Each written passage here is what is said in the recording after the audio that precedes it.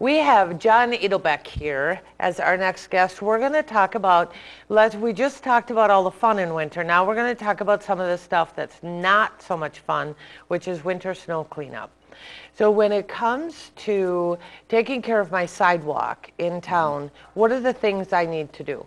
Well, actually, it is a good thing because when we shovel sidewalks, everybody shovels their sidewalks. It's a safe place for people to walk, our children, our elderly, and just everybody to use the sidewalk. So really the whole code enforcement issue and sidewalk shoveling is all about safety, providing a safe path off the road, plus then a safe pavement sidewalk that people can walk on so they don't slip. Exactly. I mean, we don't want people slipping outside our house because we don't want people hurt on the ice.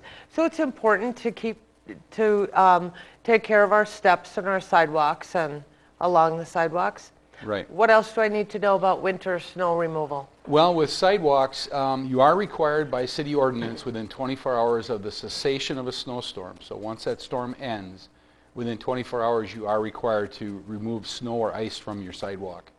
And obviously sometimes that's difficult if you're out of town or it's a weekend, and the city allows for that. I was just thinking it's a really good thing we don't live in Buffalo, New York, because 9 foot would be a little tough to take off the sidewalk. I'm sorry. Well, we've had 2-foot snowstorms. We had 23-inch snowstorm one time. It can be a lot of work. So, I mean, the city understands that, and we're not out trying to enforce immediately right after the snowstorm.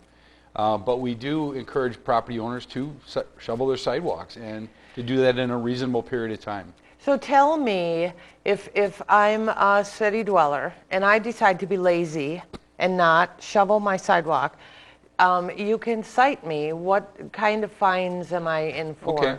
Well, if you do not proceed, we do have code enforcement that would come around and would either hang a door hanger on your door or would actually send you a letter in the mail to make sure the property owner that owns the property gets it, and would remind you of the ordinance, what the ordinance is, and that you have to proceed with that.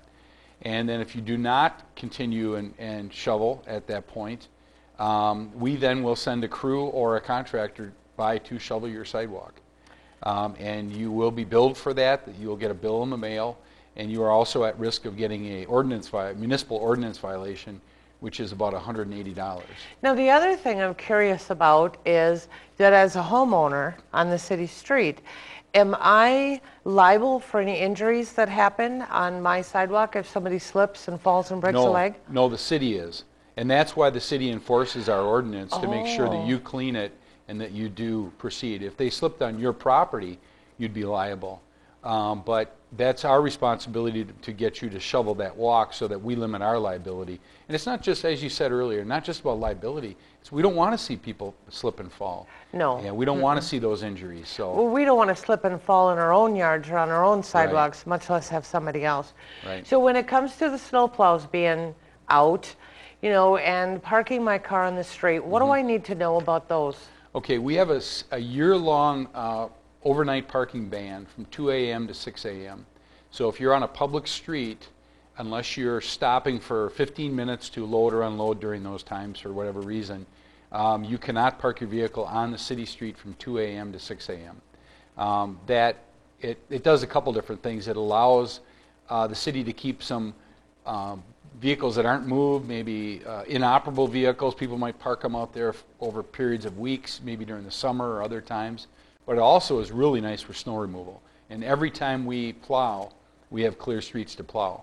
Our crews will come in typically 1:30 in the morning and start plowing, and they've got unimpeded areas to plow.